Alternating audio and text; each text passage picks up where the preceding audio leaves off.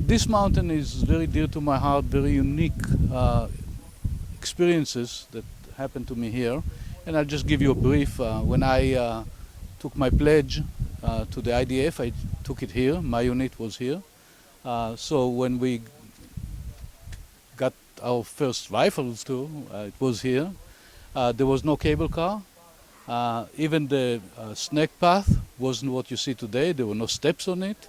And even the last portion of it, you needed to have some ropes, you know, to help you up in order to come to the top. We were put in formation here. It was wonderful, kind of Hollywood production, you know.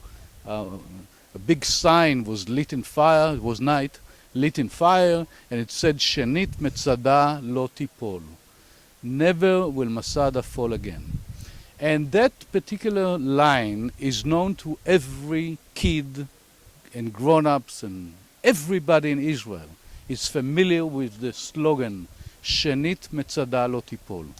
Because Masada is not Masada. Masada resembles Israel. Never again shall Israel surrender or be put to her knees, and we will protect it no matter what. And we will be succeeded. The professor there asked, what would you have done when the question was asked, are you going to kill yourself? Well, ask yourself the same questions. Obviously, I don't have an answer. I wasn't walking in their shoes. God forbid I would have to make such a decision, or any one of you. But thinking about seeing your wives, men here, being raped by people who hate you, your kids being put to death. So suicide, to me, which we don't want to think about it as a heroic event, becomes heroic somehow. You know, you don't want to submit yourself. Live in freedom or die. I mean, simple as that. Now, I will now take a leap in years and bring you to World War II. World War II, part of the theater was in Africa, North Africa. The two generals fighting face to face, basically, was Rommel and Field Marshal Montgomery. Montgomery was defeated, right, left, and center. Retreated, and Rommel started to come closer and closer to where? To Israel. The last battlefield in the North African theater was in El Alamein.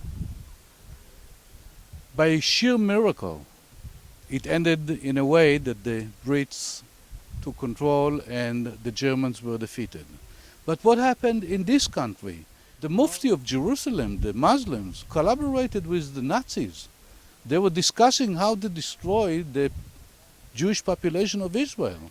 They even pointed out where the concentration camps would be erected, so as efficiently as they did it in Europe, they would do it also in Israel. So the Jewish population here braced themselves to a slaughter. Whatever happened to Jews in Europe was going to happen to Jews in Israel. And that battle in El Alamein was the final place where either you lose or win. That's basically was it. There was no other line between us and the advancing armies that came to destroy whatever was here and connect to the armies, or Nazi armies, the German armies of Europe. What do you do? What do you do? Just almost impossible to even think. The leadership in Israel decided that before that happens, they would take every man, child, woman, anybody, everybody in Israel and climb to a high mountain and defend themselves till the last man, woman, child standing.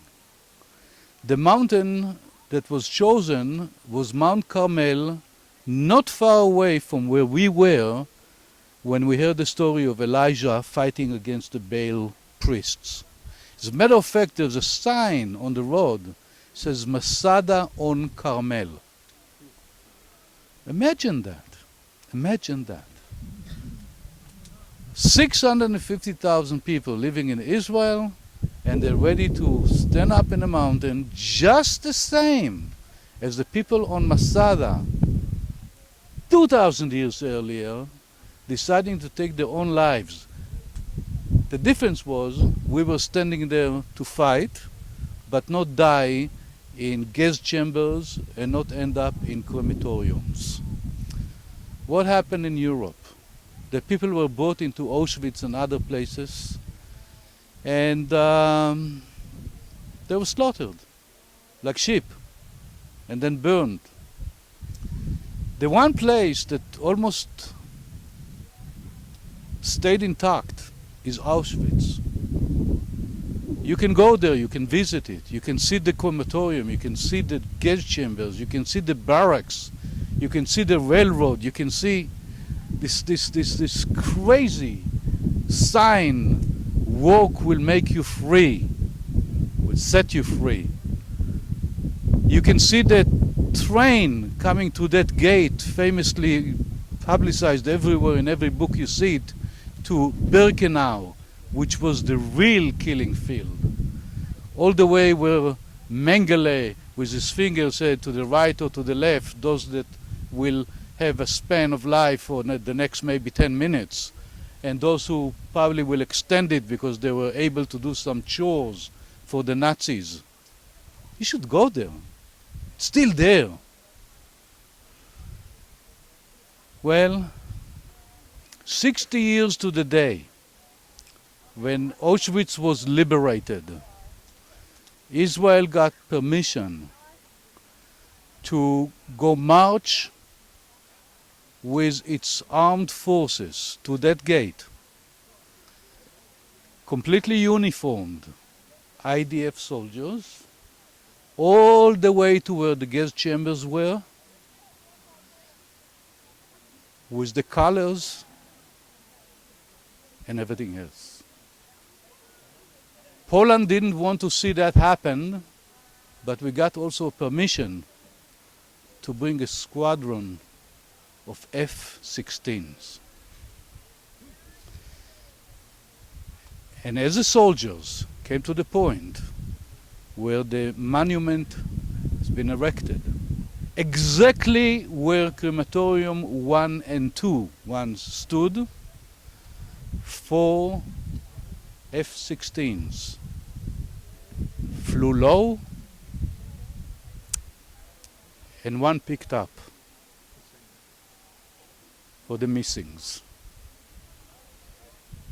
Who won that war? We won that war. We're still there.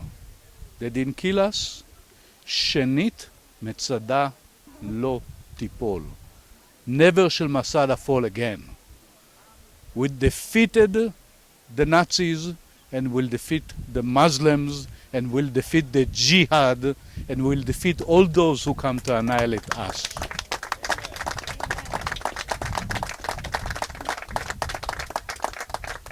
On the eve of Pesach, Passover, there's a passage in the Haggadah. The Haggadah is the book we read in Passover, which is to the telling of the story.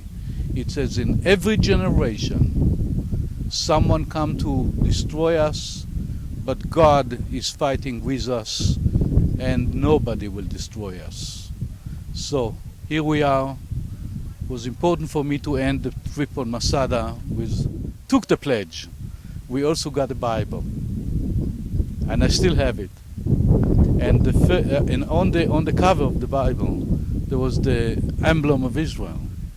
And underneath it says, not by, but